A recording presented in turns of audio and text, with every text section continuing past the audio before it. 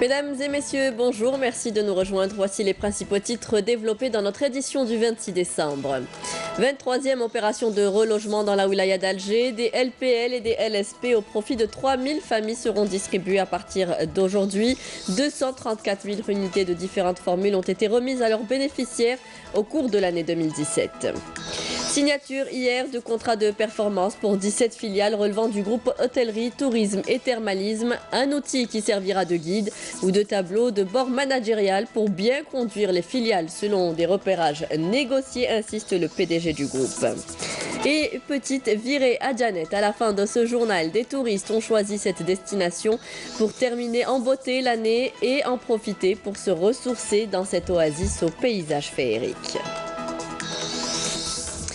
Bonjour à tous. Le Premier ministre Ahmedou Yahya a reçu ce matin le président de la Commission des Affaires étrangères de la Grande Assemblée nationale turque, Volkan Bozkır. La délégation parlementaire turque en visite de travail et d'amitié de 4 jours en Algérie aura des entretiens avec de hauts responsables au sein de l'État, des parlementaires et des personnalités politiques.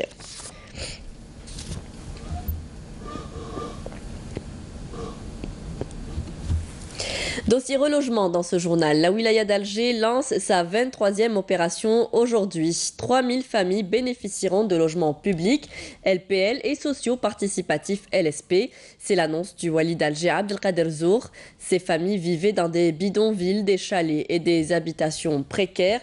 Leur relogement permettra en outre de récupérer 13 hectares. Depuis le début des opérations, 400 hectares ont pu être récupérés. Cette 23e opération de relogement sera suivie d'autres opérations similaires, ajoutant que la wilaya d'Alger a tracé les grandes lignes de la 24e opération sans en préciser encore la date.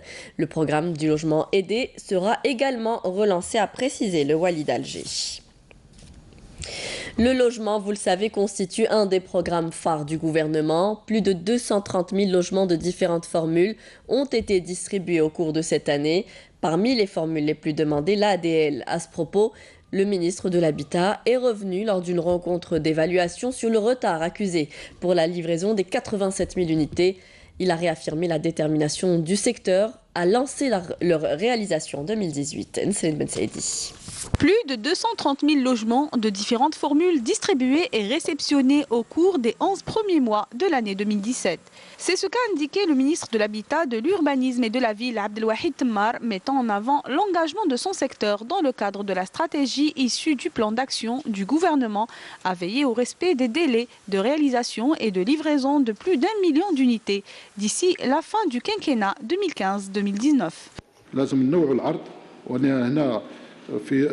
La stratégie du secteur repose sur la diversification de l'offre à travers la relance de la formule du logement promotionnel et des LPA aux grands avantages. Cette formule, en termes d'allègement du trésor et d'opportunités offertes aux citoyens à revenus moyens, permet d'accéder au logement, ce qui permettra d'alléger les dépenses des caisses de l'État et de redynamiser la promotion immobilière.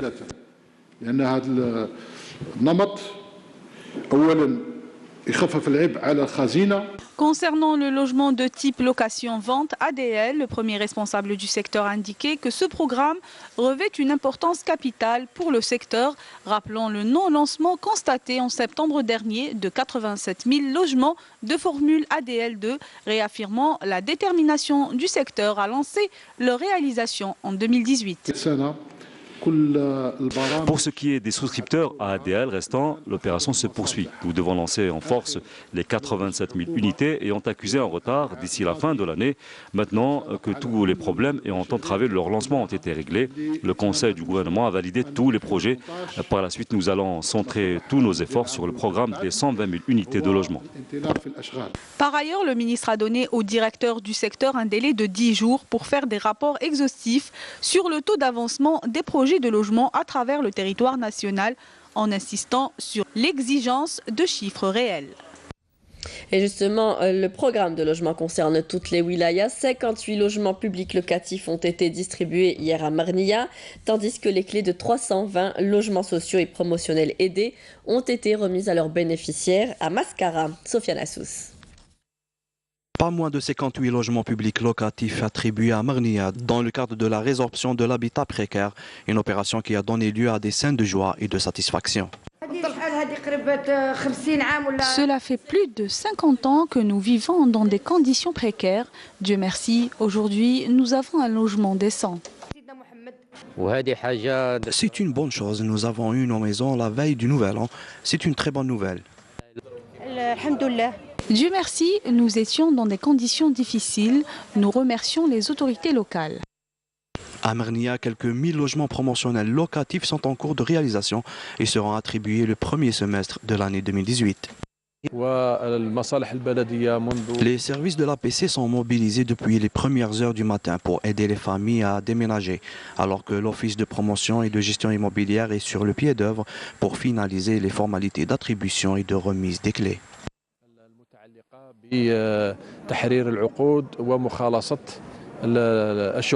Même ambiance à Mascara, où 320 logements sociaux et d'autres promotionnels aidés ont été distribués aux bénéficiaires des villes de Sig et de Zahana.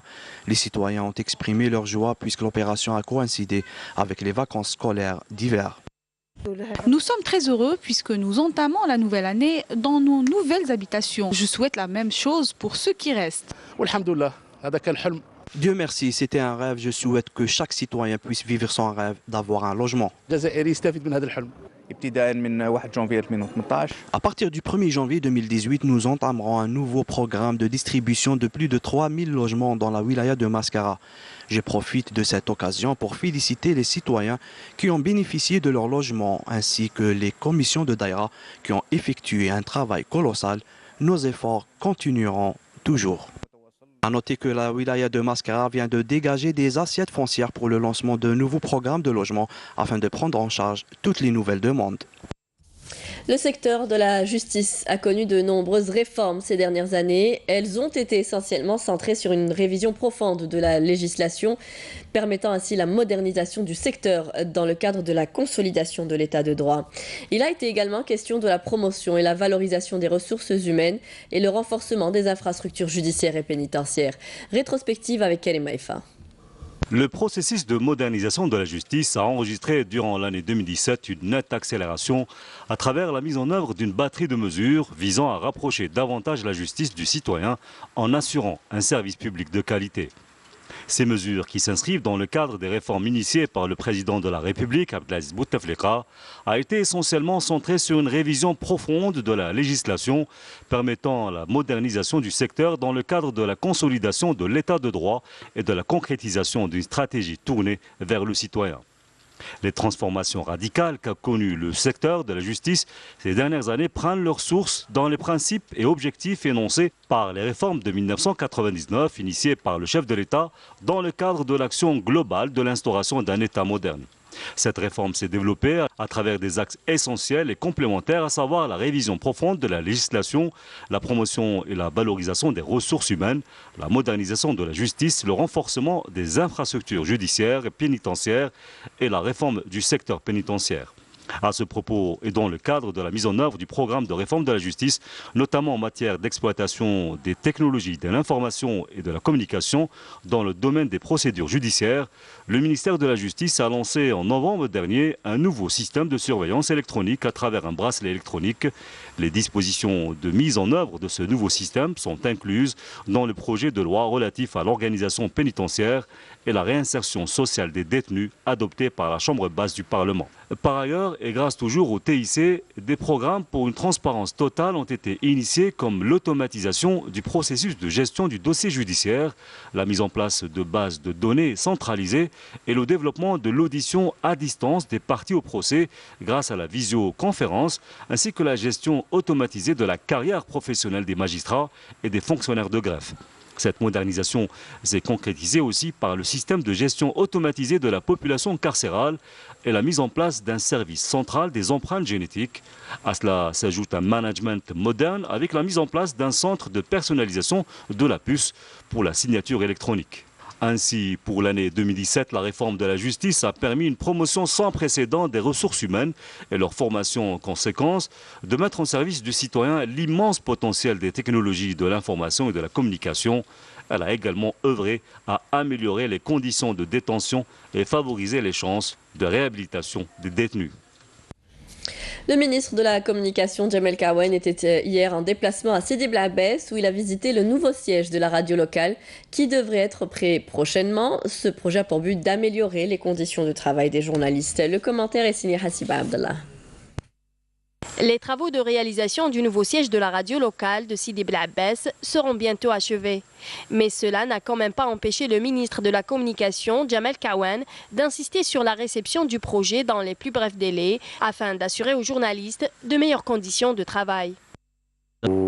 أكثر بجدية يعني الأخبار المحلية التنمية تتفتحوا للمجتمع تتفتحوا للشباب. Faisant halte au centre régional de télédiffusion d'Algérie, le ministre a évoqué le problème des interférences radiophoniques entre l'Algérie et l'Espagne, un problème qui va à l'opposé de la réglementation de l'Union internationale des télécommunications. Le dossier est pris en charge par la TDA qui collabore avec les autorités compétentes. En Espagne, nous avons résolu 40 points, mais il nous reste encore du travail à faire. Au terme de sa visite, le ministre a honoré des familles de journalistes locaux décédés, comme il a déposé une gerbe de fleurs à la mémoire des enseignantes assassinées pendant la décennie noire. De nombreux projets de développement ont été inscrits dans la wilaya de Soukharas, des projets touchant à différents secteurs tels que l'enseignement supérieur, l'habitat ou encore la justice. Aujourd'hui, ces chantiers accusent tous du retard. Pourquoi?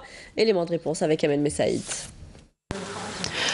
Plusieurs projets structurants dans la wilaya de Soukharas ont connu un ralentissement, voire un arrêt total pendant les 2 dernières années pour problème de paiement.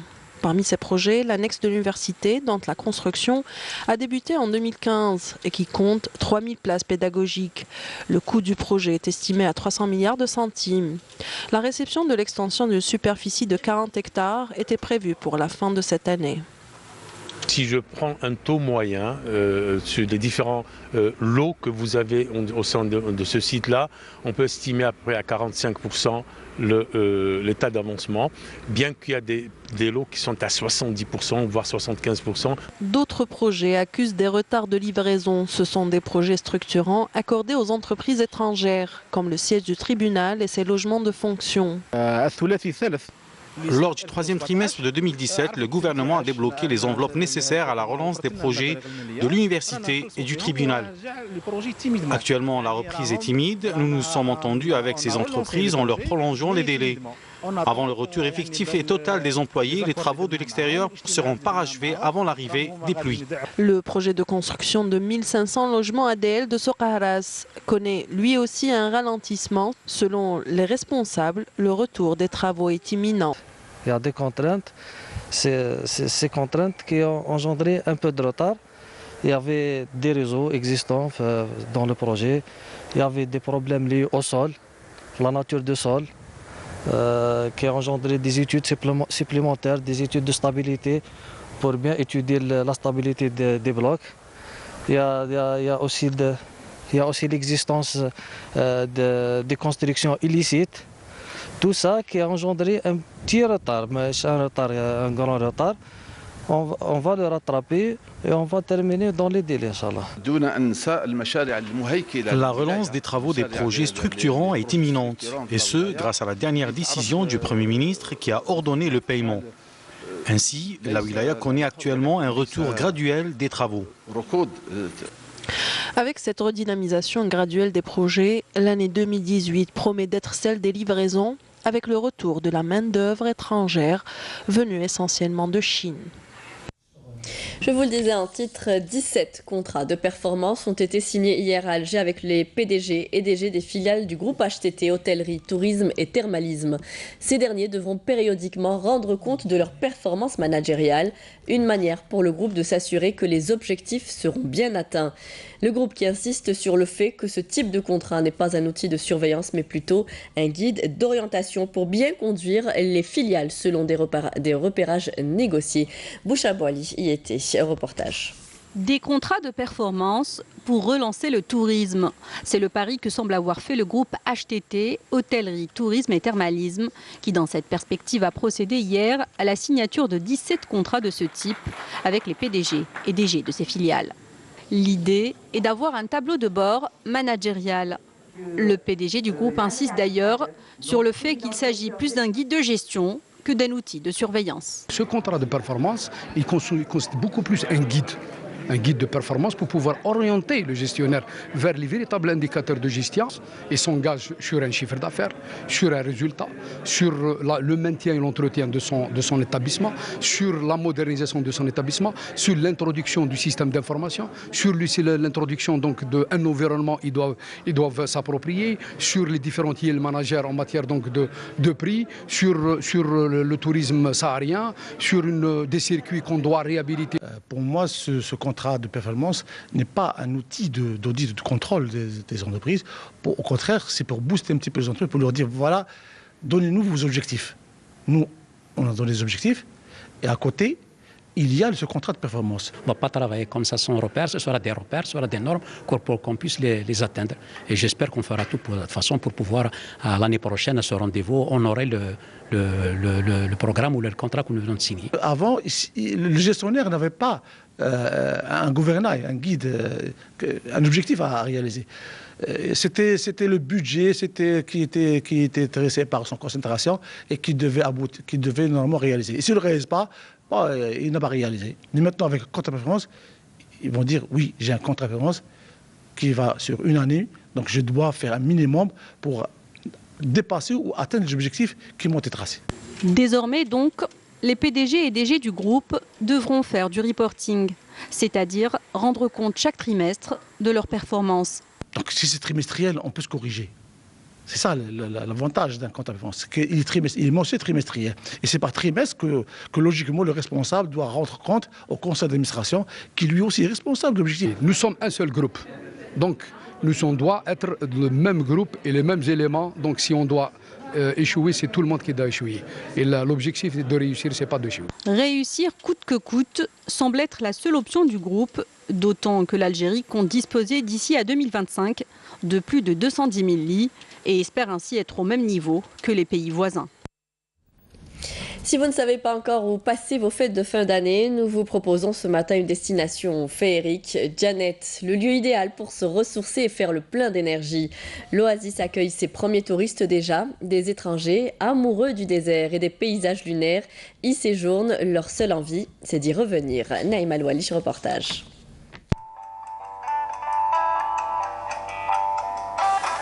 Des groupes de touristes partent, d'autres viennent et d'autres encore reviennent à Djanet, la capitale du Tassili Nadjer.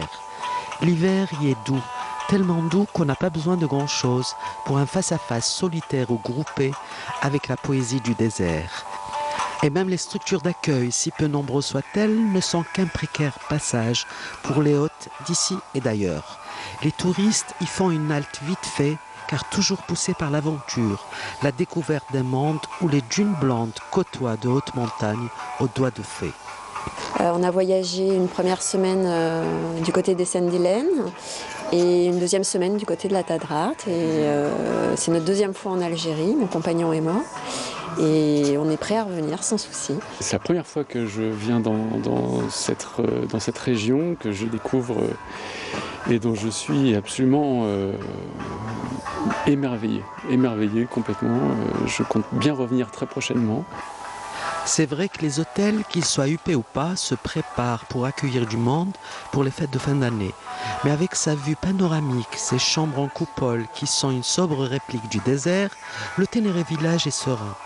Il fait comme d'habitude, et des habitués, il en a. Je vis depuis une vingtaine d'années en Algérie, et je viens dans le désert depuis une quinzaine d'années. Et le lieu est assez magique, étant donné qu'on a un rapport au désert assez intéressant.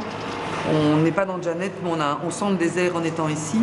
Je viens souvent à Djanet, je viens depuis 2009. Je viens souvent pour le travail, mais je profite toujours de mes missions de travail, d'un peu de tourisme. Construit en bas d'un immense galet qu'on prendrait pour une montagne sculptée, le Ténéré Village, qui a sa propre agence, fera le plein en fin d'année. Au fin de l'année, on reçoit beaucoup de monde, donc on a beaucoup de travail.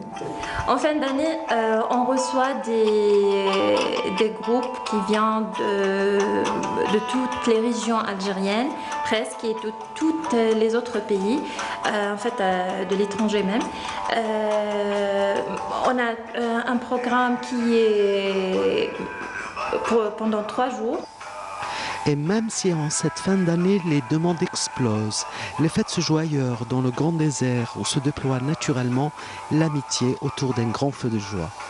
On a des clients algériens, on a des étrangers, ils jouent le 24, groupe يجي وجروب يروح. ومن بعد نديروا لا سورتي برا. عندنا بروغرام دو سيركوي نحوسوا شغل يحوسوا يدوروا في لي بيزاج يشوفوا لي بانتر دو باست لي غرافير وندخلوا في الريفيو بروغرام تاع الريفيو عندنا مشاوى عندنا لو فولكلور العشيه عندنا نديروا المشوي